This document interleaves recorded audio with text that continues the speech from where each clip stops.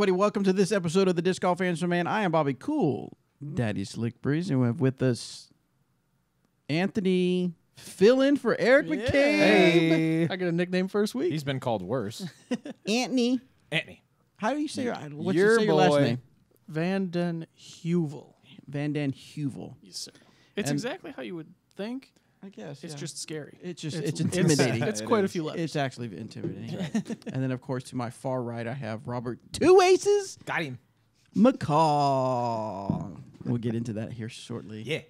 So we are back from, well, me and Robert are back from. Anthony stayed back and did a lot of work. He got a sniper bag review out Sir. and did a really good job on that, working on some other stuff as well. But me and Robert got back from Nashville. We were there for the disc golf experience at Nissan Stadium, where us and what was the final count? 288. I didn't hear the final count, but that's good. Yeah. Okay, I think it was 280. I thought I read somewhere it was 280. Maybe it was less. Maybe it was more. I don't know. Yeah. Somewhere around I know that we number. had several walk-ups, which was cool. Yeah, so we had a few hundred people show up and throw some frisbees in a football stadium, which was really almost a disc golf stadium. Wouldn't that be crazy? Dude, I'm interested in a disc golf stadium. What would that look like? I don't know, It'd have to be like a Top Golf type thing. but I'm about it. So anyway, just to give a real quick recap, it started raining for about the first 2 hours, On and off and like really hard. but really, yeah, and Pounding rain. So it didn't seem to slow people down. We had to stop the people from going out because there were a couple lightning instances where some lightning came out, and then we ended up letting people go. And then I think for me, at least personally, about that time when I was just getting kind of gonna be frustrated, it stopped, and then it was all good. Right. Frustrating for me because I couldn't go out on the field to film. Yeah. You know, I had to film from underneath places and stuff, and I couldn't quite get the shots Yeah. I wanted. So anyway, but it ended up being everybody had a great time. Oh, yeah. People stuck around for quite a while before and after their rounds to hang out with the pros that were there and other Team DD members and things like that. And it seemed like early on, even in the rain, people finally were just like, all right, I'm just going to embrace it. And we're Just go. Yeah, we're going to get wet, but it's still going to be Right. fun. And it was. We had Yeah. a fantastic time. It was a great time. So Yeah. now prior to that, me and Eric actually went down a couple days early, met up with, like we've told you before, Paige and Zach, and did some filming. So you'll start seeing right now. In fact, Anthony's working on Zach Melton's In the Bag, so we should have that out fairly soon. I just put out the first episode of our little disc golf adventure in Nashville, so you can go watch that on our YouTube channel. Just search for Dynamic Discs on YouTube, and then maybe, depending on what happens tomorrow, I should have the actual event video done where you guys can kind of see everything that happened at the event. So it's kind of fun. So really cool stuff. What else we got going on? Let's see. Oh, why is your name Two Aces? Oh, yeah. Just for this episode. Yeah, only for this one. That's right. Yeah, so at Nissan Stadium, I played 3 times through. 3 times through the 9 holes. One time was with Terry Miller and Paige Pierce and Tina Stenitis and Jonathan Ray, and then a couple of guys who just signed up for what happened to be that same tee time. So that was pretty cool. And hole 6 was in one of the tunnels. There are concrete. They're not poles. They're more like columns. I don't know what they are, but there's a lot of them that kind of force you to throw kind of a sweeping hyzer to the left, and there's a bridge that runs in the middle of it. And being goofy, when we walked up to that one, I was like, all right, Mando over the bridge. And everyone's like, that's stupid. I don't care. I'm going to do it. I'll prove y'all wrong. Watch me. Yeah, and I threw my fluid slammer over the top. It was actually it looked a little tight to me to the line, but we heard it hit chains, and we saw the chains move, and so we were all just like, is that in? But you can't really tell because it's a little darker down that hallway, and so there was a couple of ladies on the side who were event staff people who were keeping people out of an entrance. So we were like, is it in? Is it in? And they couldn't understand what we were saying or didn't comprehend what was happening, and so they were just like, ah. So I started walking down a little bit, and then one of them was like, oh. And I was like, yeah. So I ran down there and got my disc out, and everybody signed it, and Bobby was right there. He put a camera in my face, as per usual. Not my face, but, just people who do good stuff's faces. And so that was cool. So it was fun to get one with that group. We all signed it. It was great. Then I went out later with a VIP group, and we were one of the last groups of the day. It was 7 or 8 people that signed up for the VIP experience, and when you do that, you get to play with a member of Team Dynamic Discs. Unfortunately for that group, I was their member of Team Dynamic Discs. But yeah, we were just cruising along, having a great time with all those people. A couple of people from DFW, a few people from Nashville. I think one of our guys was from Mississippi, and so we had quite the group. And we got to hole 9. Hole 9's probably about 300 feet, but it plays. You probably throw it 240 or so. And I just took the Sarek that we had and hung it out a little bit to the right, and thought, hey, that's cool. I mean, that'll be pretty close. I think it'd be nice to finish on a birdie, and it just stayed in the air and hit it. So I aced twice this weekend. There were actually no other aces by anybody, so that was cool. I got really lucky twice is basically what happened. That's it. That's the end of my story. Is that your end of the story? That's it. Yeah. Okay, so you're no longer Exciting. 2 aces. Well, I'm teasing. I'm teasing. You did a great job out there, Robert. it was super fun. was fun. It was a good time. just the whole thing. I mean, aces or not, it was a fantastic experience. Yeah. Yeah, we had a good time. So good stuff. All right. Well, we got a couple other things we're going to discuss, but let's just maybe hop into the questions. I want to do some questions. Deal. Questions. Yeah. So, guys, remember you can go to discgolfanswerman.com and submit your questions via the form, or if you're feeling froggy. Froggy. Frisky. You never heard froggy? I have, but it's just not where I was expecting you to go. You can send in through SpeakPipe, and that's kind of a voicemail. Another thing we're doing is on the Anchor app. Now, we've only got like scheduled stuff going out there every morning, but if I'm just going to break my computer real quick. If you hopefully you're enjoying the hour and a half long format for this podcast, but if you like us to hear us in little small bite size, you can go to the Anchor app, download it on iTunes or Google Play, and you can respond on there as well. you can respond in there. Now, I think the newer ones we put out ask for people to respond, so we'll see how that happens. But you can listen to maybe 2-3 minute episodes of us answering your questions. So, and we still get people that listen to it. So head out there, and some of the questions, they're not a repeat of the questions here. Right. It's all different questions. All different questions. So, all right, let's see what we got. The first one is from.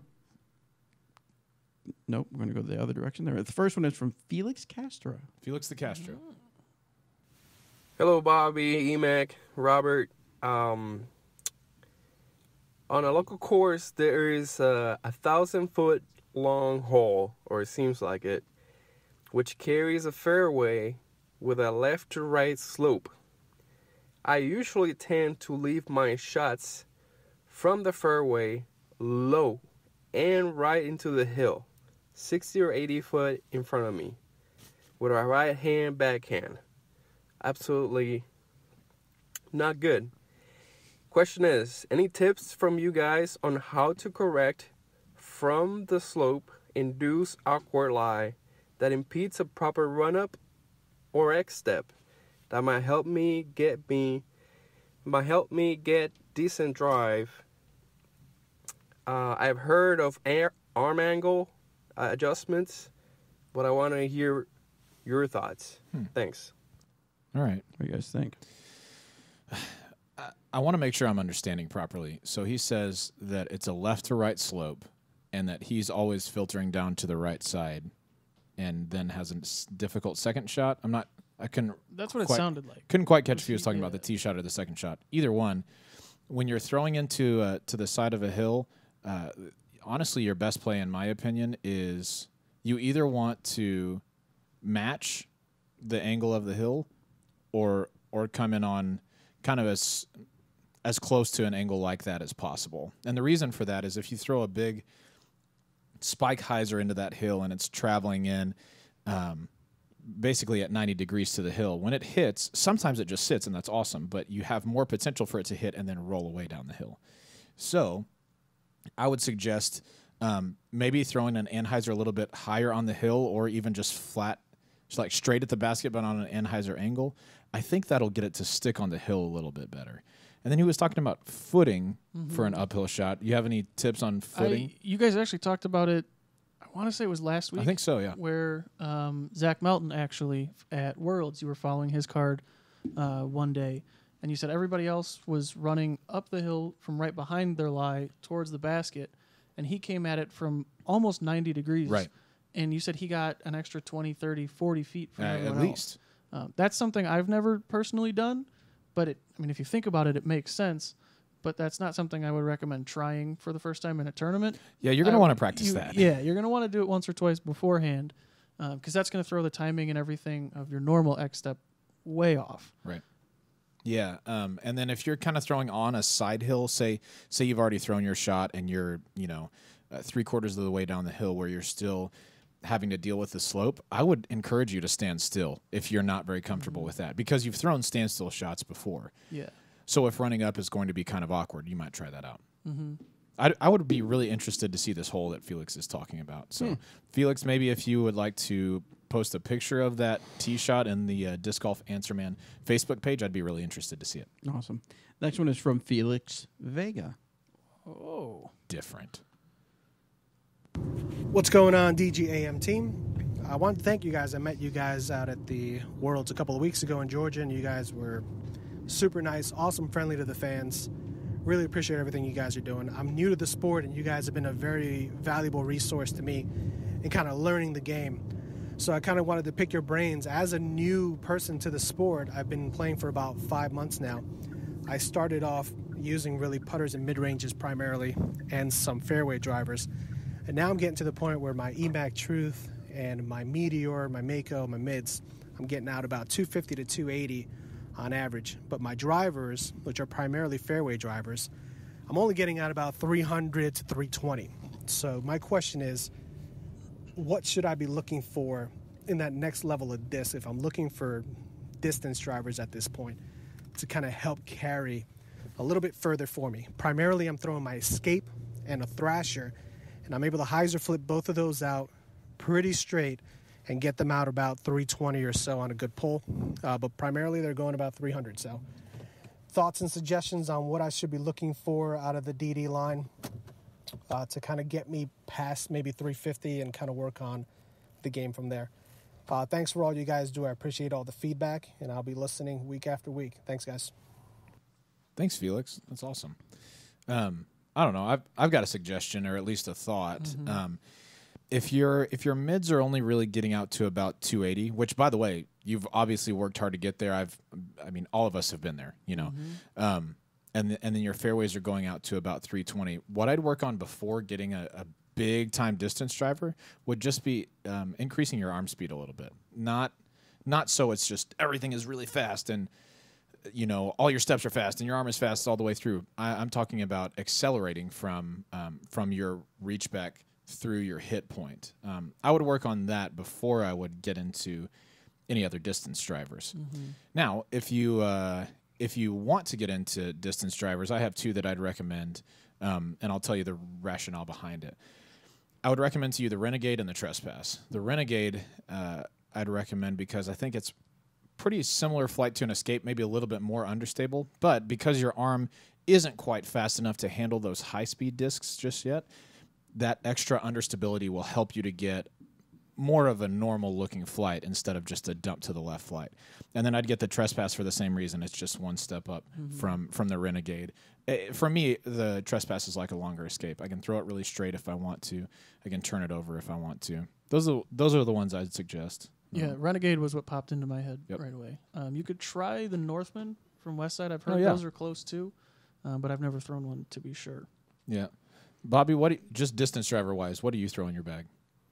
A distance driver? Yeah. I use a Deputy. Sorry, I just throw it really far, so I can only use no big putters. deal. Right. No, I guess it really depends on the shot. If it's got a decent amount of wind, it's going to be the Trespass. Yep. Just because I know that if I don't quite release it quite right, it's still going to come back from the left for me. And then now if I need it to turn a little bit, is a Renegade. Yeah. And then now if there's like a nice amount of tailwind or no wind, then it's my Air Trespass. Yeah. And then if it's, is that bad? What? That I have so many different ones? No. Then if I really need it to turn, but I need a lot of distance, more distance than the Renegade, then I'm grabbing my Westside Disc Queen. Yeah. I don't think that's bad to have that many discs. Okay. I mean, I would say if I was going through that with my bag right now, I would say it would be, Trespass, Enforcer, Defender, but it's all different ones of those. Right. I mean, I don't think that's bad. Okay. So I'm okay. Yeah, you're all right. Okay. Stamp of approval. That's not your problem. Right. All right. Next one. Yeah, From, thanks, Felix. That's a great question. Yeah. Next one from Silas, also not Eric McKay, Van Hoyk? Hockey? Yeah. Okay. I don't know. I don't Silas and I have something in common. We're both not Eric Eric McKay. McKay, yeah. That's perfect. All right, here we go. What's up, Disc Golf Answer Man crew? I'm a longtime listener, first-time caller. Today I want to keep it real with a more serious question. Oh. Yes. I've watched a lot of your Is This Disc Right For You videos, and I love the idea of a professional and amateur perspective on different discs. What I want to know is, under what conditions would you say, no, this disc is not right for you? I know you guys actively push the DD brand, which I have no problem with, but I'd like to know some practical reasons that you might recommend someone refrain from bagging a certain disc. I mainly ask this because I'm trying to build a DD bag, but I want to avoid overlaps and redundancies. Thanks, guys. I love everything you do for the sport, and I love the podcast. So just to be fair, Yeah. not every, I think this is what I'm hearing, and maybe I think I'm answering you correctly, but not every time do we say this is going in our bag. Right. I mean, there's often times, like the criminal. Sure. Well, we haven't done the criminal. What was it? The Justice? Maybe it was it was like the enforcer. Yeah. I have I guess I do have a one biofusion you in my bag. No, one Yeah. way you But could that's do a it, recent addition, though. Right, but I guess what I'm getting at is that there are times like the witness. Yeah. Eric said the witness isn't going to be my go-to disc. So not every time just because we throw it do we say, hey, well, you can throw it and you can do this. We're just showing you what it does. So I guess that's my point I want to get is that not every time we throw a disc are we saying this is going to go in our bag. There's been discs that just don't end. I have a defender in my Well, there's been times. I have bad example after bad example. I'll give you a good example. Bobby. Okay. For, I think it was the breakout. There's been a couple times where Eric doesn't even throw it, and you'll have Denise or you'll have Max Rusco come in. So in those situations, obviously Eric already knows the disc isn't going to be for him because it's far too understable, and that's kind of a way you can tell. If you're brand new and you're just building your first bag, you're probably not going to want an enforcer or defender.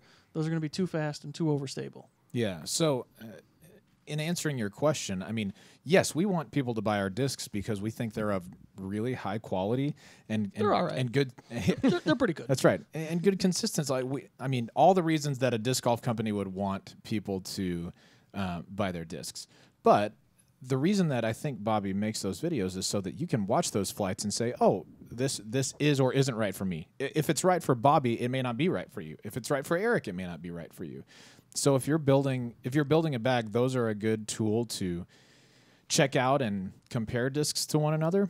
You might also post on the Facebook page about, hey, this is the bag that I'm thinking about. Do you think there's too much overlap here? Do you think currently, if only they threw dynamic discs, he said he wanted a DD only bag. Right. But, and I want to address that real quick because I'm sure we're going to have some listeners that are yelling at saying, unless you're a sponsored player, don't throw only That's one right. brand. Hey, dude, let him whatever he wants to do. If he wants to throw only Innova and he's not sponsored by Innova, let him do that. Yeah. If somebody, There's a song about that. You know that? what? Only throwing Innova? Why don't you be you? Yeah, exactly. You be you, and I'll be me. I'll be me.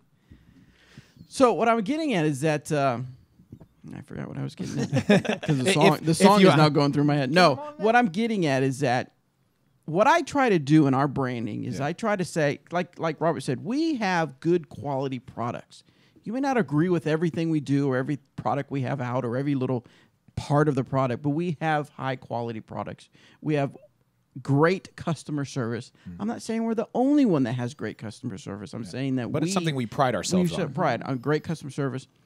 If you like watching in other words, if you identify with us in any way, I hope that causes you to say, you know what?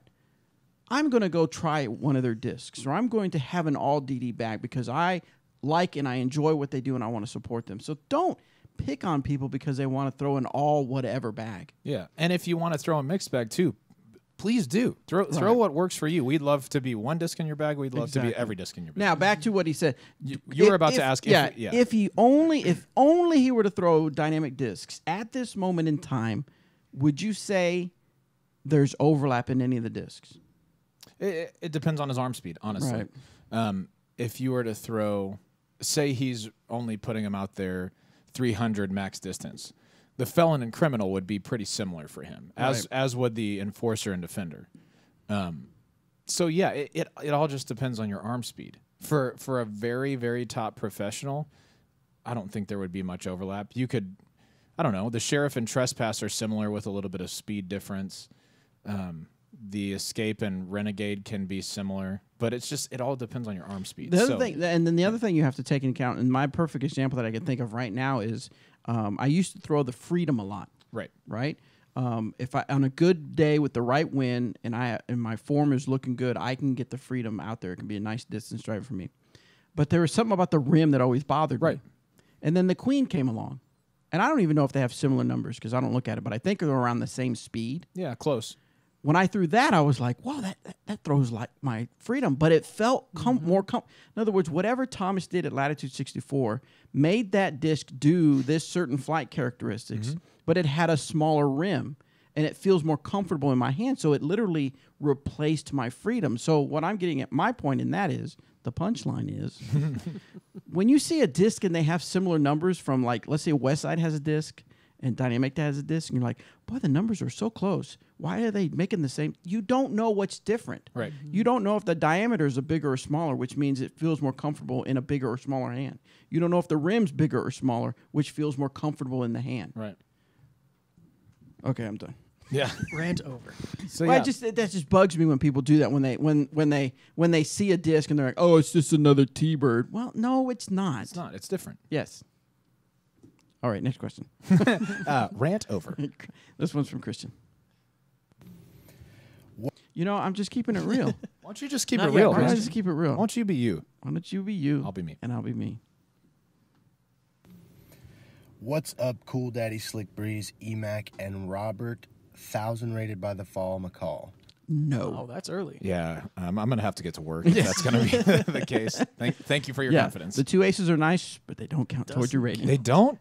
No. Mental rating. Why did I even go to this event then? Darn it. Okay, go ahead. A couple questions for you guys. The first one is about upshots. Lately, I've been kind of struggling from the 150 to 200 range in my upshots. And I'm having trouble deciding when I'm reaching in the bag, deciding if I'm going to throw putter or mid-range. When I find when I throw putters from that, 150 to 200 range, I always either leave myself short, or when I try to put too much power, I turn it over or something crazy like that. And when I throw a mid-range, I tend to blow past my target, way too far, and leave myself with a, really far comebacker. So just curious, what you guys do in that situation. I'm an intermediate player, so just curious if I should maybe stick with the putter and just work with the putter, or maybe try to tone back on the mid range a little bit. Next question is for Emac. I'm just wondering about the course in Flower Mound, when it's going to be in the ground, and any details you can give me about that'd be great. I live in Flower Mound and I cannot wait to play that course. So that's my questions. Thank you guys so much for what you do for the sport. Can't wait for GBO next year. This year was my first year. Had a great time. Counting down the days to next year's GBO. And thanks, guys, and keep it real. I'll speak for Eric on the course portion. He would say, I can't really talk about it just yet, but I promise something is coming. It's going to be great. So I think that's what he would say. Yeah. So for the upshot portion, that's really a tough one. It depends for me on which disc feels more comfortable to you, because I can do basically the same thing with a putter from 150 to 200 as I can with a mid-range. I prefer a putter because it spins more slowly, which means that it is it's a little bit more forgiving if I throw it incorrectly. It's not going to just swing way left or way right. Even a pretty bad miss can still result in a decent shot. So what I would recommend that you do, if you know that that's the range that you have difficulty with, is go set up cones in a field, or go pace it off from a basket and practice throwing putters from that distance. I think you'll find that as you smooth out your putter form, it'll help everything, and it'll help you from that distance. So that's what I would focus in on. Don't overcommit to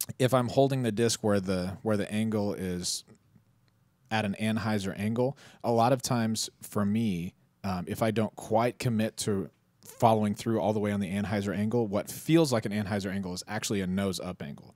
That means that it'll move to the right just a little bit, but then still finish to the left. So if you are working on throwing those big Anheuser shots and you're not just a natural Anheuser release thrower, the advice that I'd give to you is follow through really hard on that Anheuser angle. Make sure that it's all the way over so that it doesn't come out nose up. That's something that I've discovered that I work on all the time and think about a lot when I'm throwing Anheusers. I struggle with that a ton, especially on sidearms.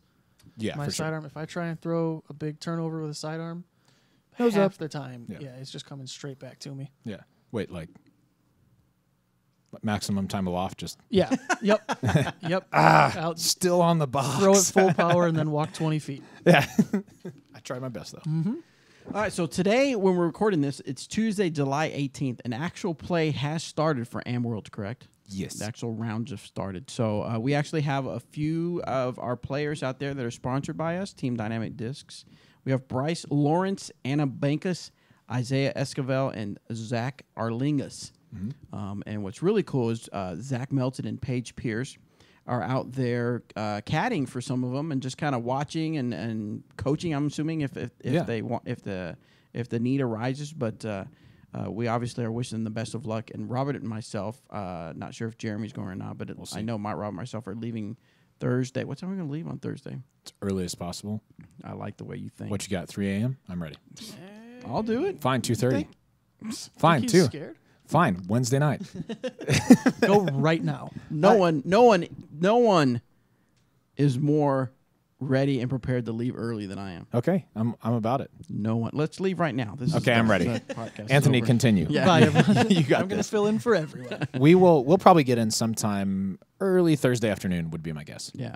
And go ahead. Just really briefly about Anna Bankus is a junior that we've just added to the team in the last couple of months, and Paige Pierce, straight out to her first round, was caddying for her the whole time and sent me over a couple of videos of Anna making putts. And it just, why didn't you give them to me? I'm the video media guy. I just got them. They're just phone videos. Do you want them? We'll see. I'll take a look at them. Okay. I asked them to send me videos. It is really cool, though, just to see, Paige is, in my opinion, and a lot of people's opinion, the best female player in the world. And to see her out at AmWorlds taking care of and looking after amateur players, encouraging them, that's just super cool to me. Same for Zach Melton. He is actually not the best men's player in the world. But by popular opinion, I think he is second to me. In our hearts? But yeah, that's right. That's right. Yeah. But same for him. He's a fantastic player, extremely well known on the touring scene, and is just out there encouraging people and getting them excited. And so it's cool to see our players doing that.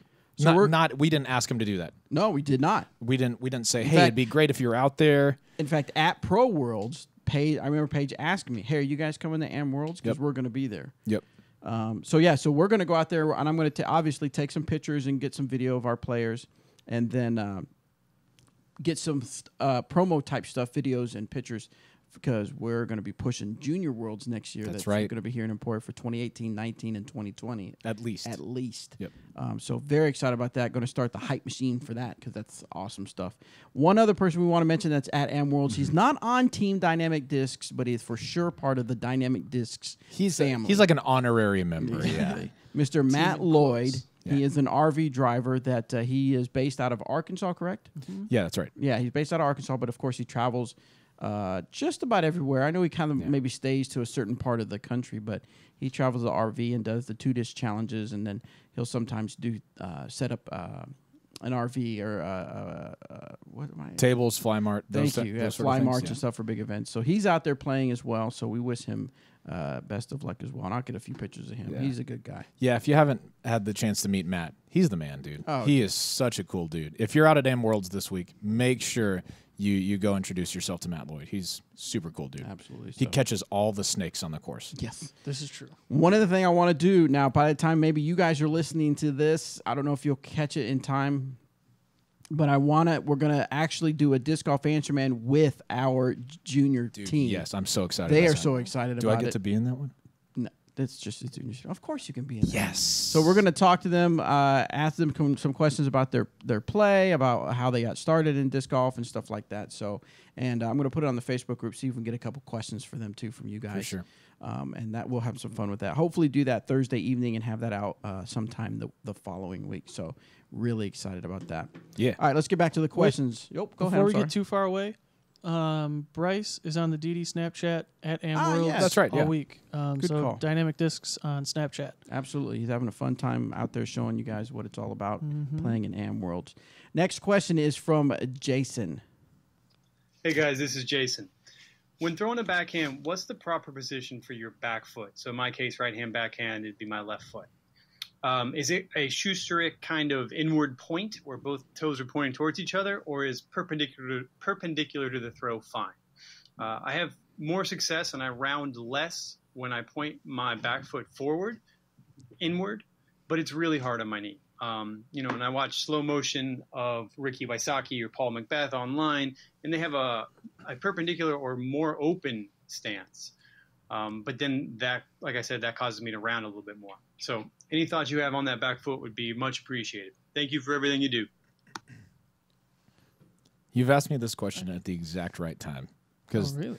I'm starting to work on my footwork a little bit more, and the answer is that just because those guys do it doesn't mean that you need to do it, right? You mentioned Will Schusterick. Will is tall and skinny and has honestly fantastic form. Like he pulls the disc through faster than just about anyone else out there. And his knees and legs are conditioned to do that, right? He's spent years and years getting to that spot. Just like you said, Wysocki and Macbeth. They spend all their time perfecting that, right? So, just because they're doing something doesn't necessarily mean that's what you need to do. You could be to where your legs work better for your knees and hips if they're pointed a little bit more forward or more perpendicular to the shot, and that's fine. And if it keeps you from rounding, then I think that's really good as well. As far as proper foot position goes, I don't know if there's a proper way. I mean, I haven't heard anyone, like, I've spent my fair share and other people's share of time watching disc golf videos. Yeah, same. And every time that I watch like a Form 1 about footwork or anything like that, they're always talking about your plant foot. And they always, then you want to come down with your toes first and have your toes in a little bit. But I've never heard anyone mention the back foot. So I don't know if it really makes that much of a difference. Yeah. If it's not making much of a difference on your throw and one way is hurting your knee and the other's not, I would say go with the way that's not hurting your knee. For sure, yeah. Longevity in the game trumps the extra 5 to 10 feet you might get. I'd say the only effect it might have is it would close if your back foot was a little bit farther back. It might close your hips off a little bit more, give you a little bit more explosiveness in your shot. But again, I mean, coming from someone who's had 2 knee surgeries, don't do something that's going to hurt your knees. No. It knocked me out for 2 years of disc golf. That's a long time. Yeah. Turns out when you come back from 2 years after surgery, you're not as good as before. Really? I know. It's a shocker, but wow. But it's true. I would have thought. I know. Time off. I know. Anyway, yeah, give that a shot. All right, next one is from Joshua. Hey, Bobby, Eric, and Robert. This is Josh from Michigan. I'm a new listener, and I'm really loving the podcast and learning a lot from you guys. I've been working on my form a lot recently in my driving, trying to get more power from my reach back, achieve a straight pull on the disc, and fix a little bit of my overall timing. I've been working on it for a while, and I've still got a bit of work to do. As much as I love field work, sometimes you just want to play around a league, a small tournament, or a trilogy challenge. I feel it would be a detriment to my game to constantly be worrying about my form while I'm playing that round when I should be focusing more on my shots. Have you guys ever been in this situation where you're working on something new in your form and you're playing a casual round or a tournament? Any advice or any tips for working through that? Thanks so much for all you guys do. I look forward to hearing from you. Cheers. Cheers. First immediate tip was don't work on form during a tournament. Yes. Definitely you're going to want to get that done plenty of time before the tournament. So even during the tournament, you're not thinking about, oh, well, this worked for me in the field on Tuesday, and now it's Saturday, and I just threw a bad shot on hole 7, so I don't know now. You're going to want to go into a tournament with everything set. You're going to want to know what you want to do and how you're going to throw shots and things like that. But yeah, I get frustrated with field work all the time. Yeah, almost immediately. It just makes sense because you're going out there. If you go and play your local course and you shoot 2 down every time, or whatever, you're feeling pretty good about yourself. But you're going out to the field to work on something that you're not good at. Right.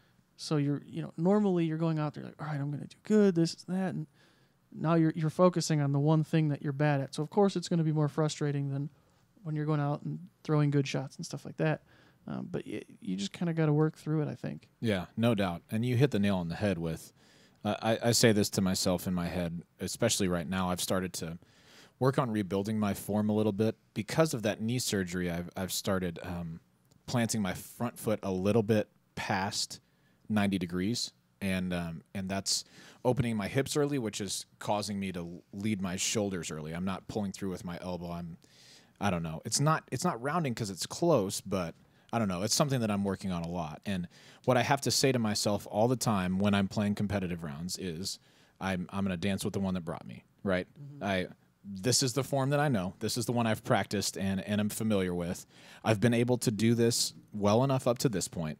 I need to stick with what I know, because if I try to do something crazy, the results could be really, really bad. So I would recommend mixing in field work with those rounds. Even if you're working on something in the field and then you get out to the course and you don't play that exact thing as well as you could, but you're having fun on the course, worth it in my opinion. You want to be refreshed and excited to play, even if you're working on stuff. Yeah.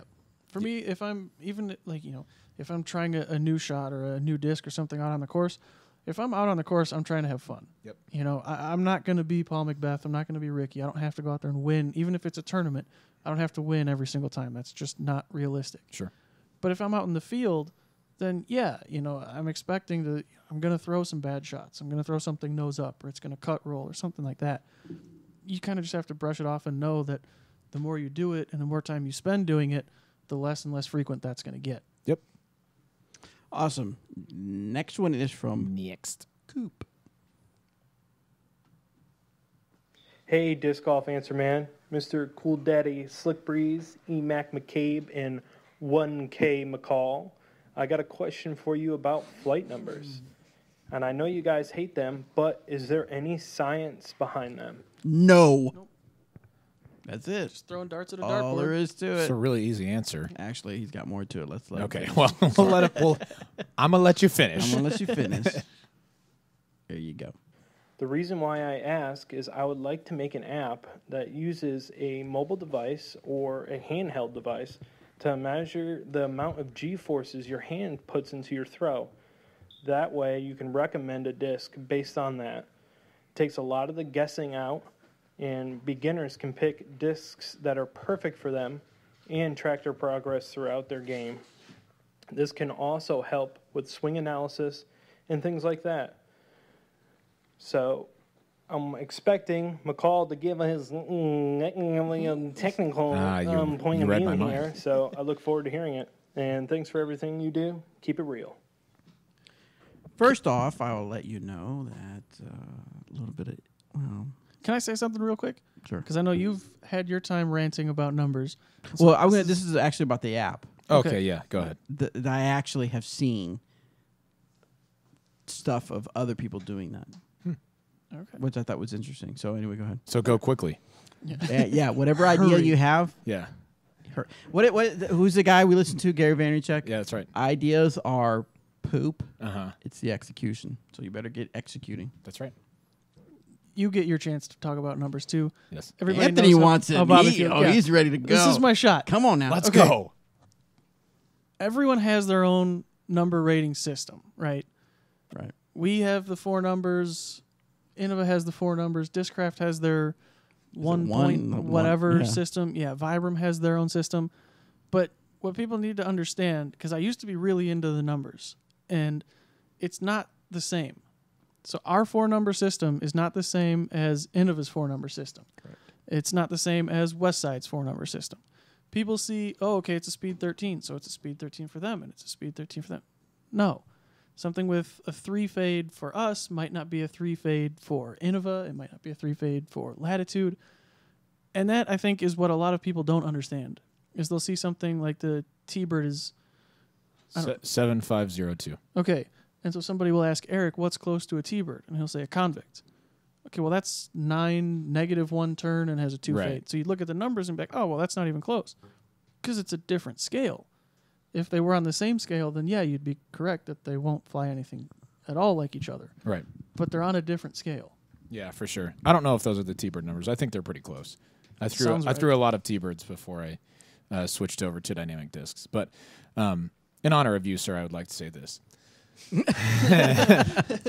When you're looking at different flight numbers, here's a couple things that you want to take into account. Is that if you're looking just for G-force on the discs with the fade and the speed, you need to consider that even moving fast and putting different force on it might not be exactly the same for every person. They might be wobbling the disc out of their hand. So I'm done. Yeah, please. I tried my best. Your throat. Yeah, so it's very difficult. It's very difficult. I like the idea of the app that you have in mind.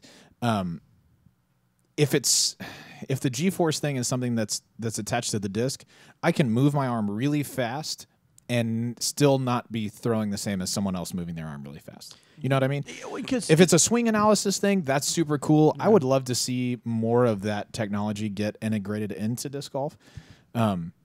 Yeah, I'm not going to tell you don't do what you want to do. That's a great idea. Run with it. I think it could be really cool, but know ahead of time it probably will still be different from person to person as much as you'd like to automate it. So many variables. I mean, take a look at Eric Oakley, his form. Yeah, he gets so much critique on his form, and I'm not the one to tell him whether he has good or bad form. Right. I can look at him and go, God, he's got weird form. And some could say that if he maybe changed his form, would he be better? I don't know, but it seems to work for him. Right. He mashes, by the way. And he mashes. If you haven't seen it in person. So I got to imagine if he were to, in other words, if he were to throw and have this device on or app or whatever, and then someone else who is like an older veteran disc golfer that probably doesn't have as much explosion, but man, they can put a lot of spin on that disc and they can get the distance with that spin. Yep.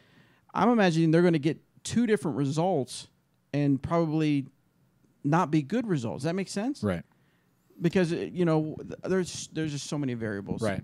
I would, if this is something that you're not going to have to pour like hundreds of thousands of dollars into, if it's something that you're passionate about, I would love to see it. I think stuff like that could be really cool. It's they've done a lot of that in golf, right? Swing analyzing and everything. But just know there are so many more variables than meets the eye when it comes to disc golf swings. Yes, and Anthony's right about the numbers. Everybody has their different, you put it a good way there, scale, the way they scale their numbers. What really gets me about flight and I've talked about this before. Sorry, go ahead. I've talked about it before, but I remember the discussion on Reddit, and some guy said that Innova has the standard. Ooh, that just... not because it's not us. It's because it's not a standard. Right. It's just what they decide. Even on we don't send them to a place. Right. Mm-hmm. Even on their website, it says the numbers will these numbers are I'd have to look it up. Something about where the results will be different based on the player's skill level. Even they admit in that sentence that these numbers are not written in stone. Right. It's just a guide. Okay, so we're going to move on before I would be very scared to try this guy's app, by the way. Yeah. Oh, same. My form, it's going to be like, oh, this sucks, this sucks. Not even so much that, but like if I do that, I'm buying a new phone the next day.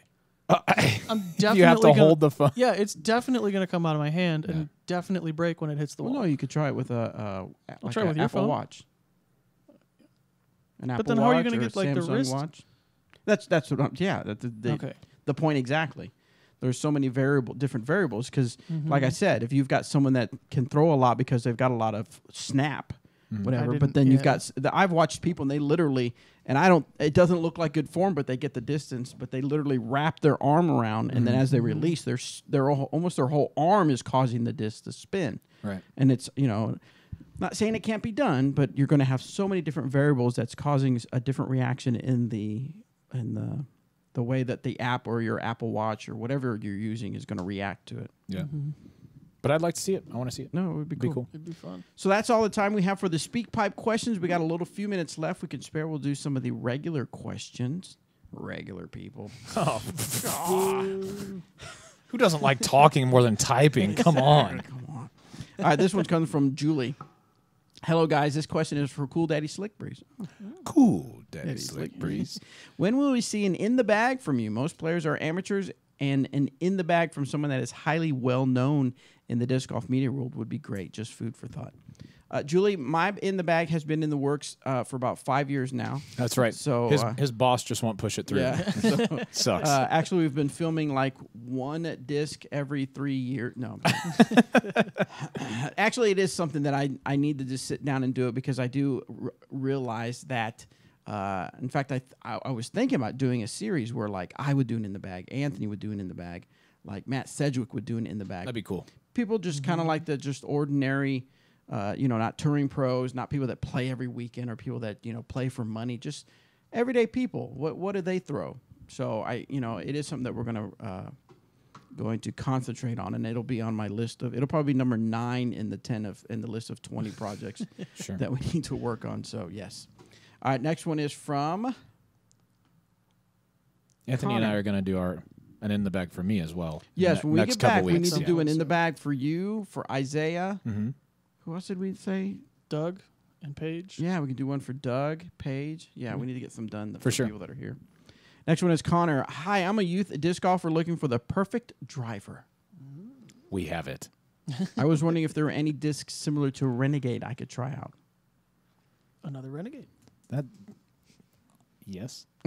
That's without watching you throw, Connor. If the Renegade works for you, this would be the same as if somebody said, hey, looking for something to replace my T-Bird. My T-Bird is perfect. I really like it, but I lost it. I mean, yeah, you can try new stuff. Please do. But if you know something is perfect for you, throw that thing. Plus, I've noticed, what does it do for you? I mean, I've seen people throw discs that they release it on a hyzer a lot. And I'm thinking, well, what I throw is not going to work because I don't release stuff on a hyzer. Right.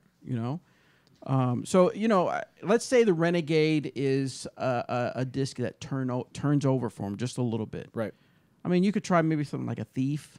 Mm-hmm. That'd be a step down in speed. Right. But similar-ish stability, yeah. Sure. Yeah, if you wanted to go a little faster, you could do a trespass or even an air trespass or something like that. So, yeah. So, appreciate the question, Connor. It's a little too much or not enough information maybe. Right. And we can't say it's the perfect driver because we haven't seen you throw. Right. So a perfect driver would be, what's the word? Would be subjective. Totally. Right. The one that goes in the basket. Right. Next one is from Kevin. I know you all have played hundreds and hundreds of courses, maybe even thousands. Well, not thousands. Not me. But do you all have an all-time favorite course? If so, what it is? Thank you for all I do. I enjoy the podcast. So, Robert, what's your all-time? We answered this last week on the Anchor app, so that's where you need to go and check it out. Welcome. Well, good, it's sir. Good for 24 hours. So. Yeah. Well, then in your face. You don't get to hear it. Build a time machine. Next question. My have two. That other guy build an app to go back and. That's right. My two favorites that I've really enjoyed lately. I haven't played in a lot of places actually. I've played in Texas, one course in New Mexico, one in Colorado, and a few in Kansas, and now one in Tennessee. I got to play this weekend. But my favorite one is on a ski slope in New Mexico. It's called Sipapu. And it is just awesome. I really, that's what it's called. I like the name. Yeah, that's what it's called. Sipapu? That's what it's called. Look it up. Shut up. But then I also really made it up. Yeah, I also really enjoy Dogwood, the gold course in Tyler, Texas. Really, really wooded, technical. You have to hit lines to score. I love it. It's a great place to play. And that's where Piney Woods, the Dynamic Discs A tier is at. And so I plan to make the trip out there this year. Very cool. You? My all-time favorite, as some people found out on Anchor last week, is Milo McIver. Yep. I've never been. I assume it would Incredible. become my It's real nice. But my second favorite, I was actually talking with some people on Reddit this morning about it.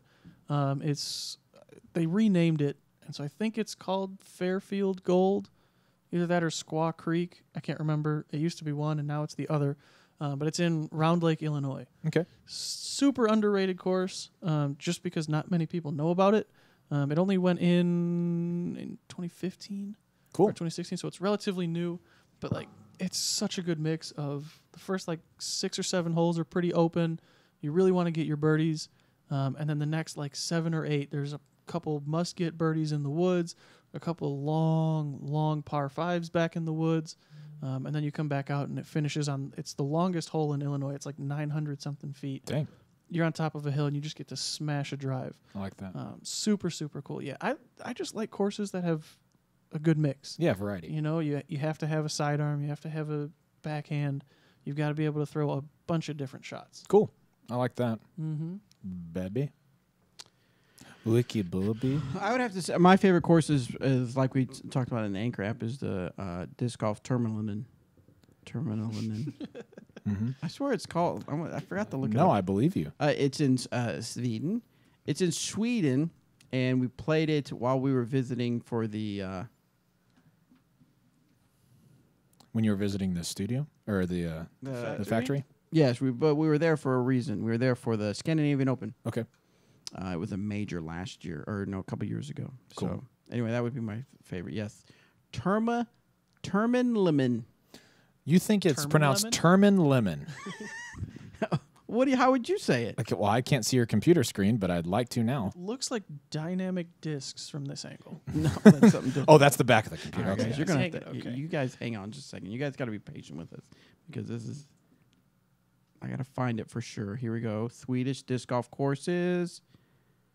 Oh, Jesus. You know there's some Swedish guy listening to this right now losing his mind. I know, probably. Y'all are the dumbest. You are lemon. so stupid. That's what. But they say that about all of us always. Oh, great! Now we just lost the Swedish Sorry, people. Sorry, Swedes. They are not gonna like us. You know what? Before next week, I'll go ahead and figure out how they say that. I'll come to the show prepared to say it correctly. How's that sound? Why can't I find it on here? I don't know. All right, we'll move on to the next question. Next Sorry, question, guys. Let's see. This one is from. Oh wait, not that one. German lemon. Scott. Huh? Go ahead. No, go ahead. From Scott. You nailed it. What's up, Bobby Cool, Daddy Slick Breeze, Eric, Jedi Truth, McCabe, and Robert Hurricane Headwind? Ain't no problem for this. Coif? McCall? Quaff. Quaff. What's quaff? Your hair? Yeah. What is? I don't understand quaff. Because it's always in place. That's what this is like. Oh, that's kind of the style? Oh, the quaff? Yep. La, la, la, la. And thank you, sir. Although I've been playing disc golf for close to 35 years, Dang. I'm really relatively new to paying attention to the Pro Tour. From what I gather, the World Champion designation applies to the winner of a single, albeit lengthy, tournament. Well, of course, it wasn't this year. Not as much this year, but yeah. What are your thoughts on that? I was under the impression that this title was the result of having the most points throughout the tournament year. Do you think that would be a better method of crowning a world champion? I've often thought of that because, can the championship change based on location and based on the courses that play better for certain people? Was there some, not a study, but didn't someone do something to look at that to see that that was not the case necessarily, that you wouldn't win based on region? Yeah, I don't know about the study that you're talking about, but that sounds vaguely familiar. I don't remember it. I like that the world championship or the world champion is crowned at one tournament personally, and then we have official disc golf rankings. Now the ranking system is a little silly in my opinion. Recently it got updated. It's got Ricky Wysocki at number 1. Cale Leviska at number 2. Really? And Paul Macbeth at number 3. And I mean, if you've kept up with, I bet you Cale would even disagree with that. Oh, for sure, for sure. I mean, Ricky and Paul are 1 and 1A. I mean, they're in their own super tier of golfers right now. Yeah. So that ranking system is a little bit different, but I like that the World Championships is one event. It's got all the prestige and all of each player has a lot of weight on their shoulders to perform well there. And then if you do that there, you're the world champion for that year. That means you beat the best players in the world to do that for 1 year. I kind of like it that way. It's like golf, you know. They have the U.S. Open, they have the Masters, they have the British Open, which they just call the Open. I like having different events like that are very prestigious, but that you can be the winner of for a year. That doesn't necessarily mean that you're the best golfer that year. Mm-hmm. You know, Sergio won the Masters this year. I don't think I know even Sergio wouldn't argue he's the best golfer in the world. Yeah. So I like having it just be one event personally. And I think, like, back in the day, you guys have harped on it before, when it was a longer tournament, that kind of took away some of that, it's just one event sort of thing, because it was, 7, 8, however many rounds it was. It almost had the same effect, just condensed into a week. Right. Somebody could go out there and shoot a really hot round in round 4, but the other 5 rounds, if they don't do that, they're not going to win. It's, somebody could have a really hot tournament, but if they don't win for the rest of the year, then in this guy's situation, scenario. Yeah. I would agree. I like it. All right, guys. Well, that's all the time we have for this episode. Thank you for tuning in. Anthony, you did great, man. I'm proud of you. Yeah, you did great. Good job, Anthony. Nice clap. So fun. So again, we are going to continue this on the Anchor app. So if you go to iTunes or Google Play, you can download the Anchor app, and you'll hear some other questions that will get answered. The shorter segments that you can listen to one a day if you'd like, or you could save them and listen to all of them. No, you can't, I guess, actually. You have to listen to one a day. Because they expire every 24 hours. Yeah, every 24 hours. Now, I am still playing with the app, kind of trying to figure things out. So make sure we want to hear from you. We want to hear your feedback. You can call into the show and stuff like that, so that always makes it kind of more interesting.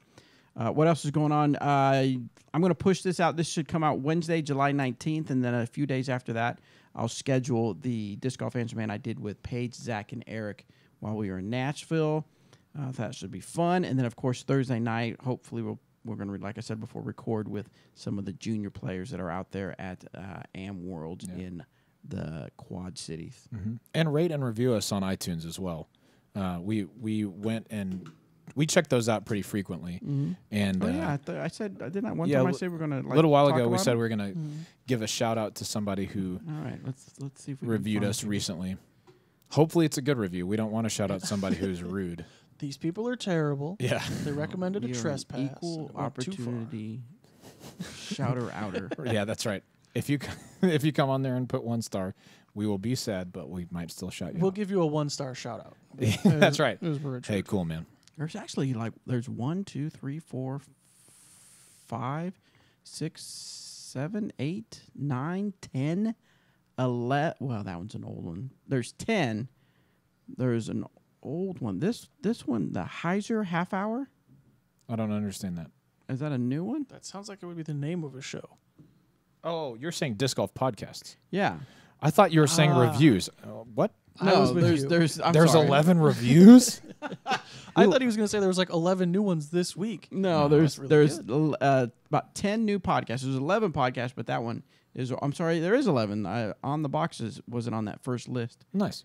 I think there's 12. Final Round Radio wasn't on that. Upshot, there's 13. You remember when there was 1? I remember there was 1. I was listening to the local route. I think that's one of the. Anyway, there's a new one called the Heiser Half Hour, and it looks like they uploaded episode 2 on April 19th. I didn't know that. I'll have to check that out. Let's see. Go back to where I was originally. We're getting some reviews. We're getting some reviews. We have 122 reviews. Cool. Thank you guys so much. Let's see. There's a recent one. As recent as 5 days ago, July 18th. Awesome. Mr. R Pro Rhino says, fun and easy, listen anytime. Content and format make listening to both new and old episodes a good time. The cast of characters play well off each other. Thanks, R Pro Rhino. Pro. Mr. Ride Nitcher, great show, entertaining, educating for a new player like me, and also give me a little insight on the disc golf world and things coming up. Sweet. Awesome. Thanks, guys. Oh, you're welcome. Oh, yeah, right. Anytime. You did it, man. I got you, bud. Yeah. So anyway, a bunch of 5-star. You guys are amazing. Yeah, we appreciate that. You guys are so awesome. Thank you guys for doing that. Shout out to Felix109.